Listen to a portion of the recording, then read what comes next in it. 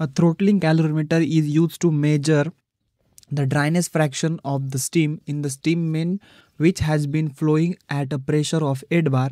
So P1 is equal to 8 bar and the steam after passing through the calorimeter is at 1 bar pressure and 150 degrees Celsius.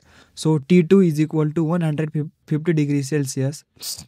Calculate the dryness fraction. So X dryness fraction is equal to, and the steam in the main, take CPS is equal to 2.1 kilojoule per kg.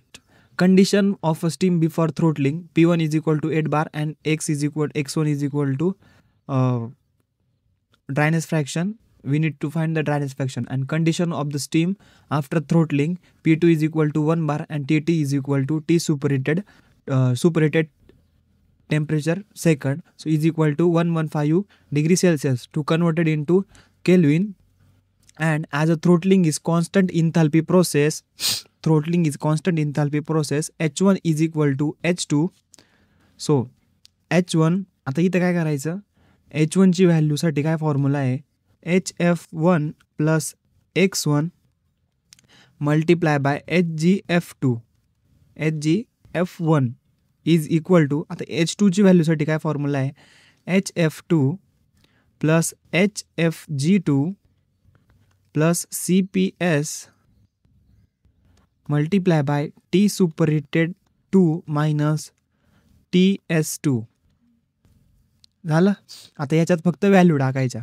आता HF1 ची value कोणती आहे, 720.9 plus X1 multiply bye 246.5 is equal to 417.5 plus 2257.9 plus 2.1 CP ची value CPS आणि T सुपरहिटची 388 minus 372.6.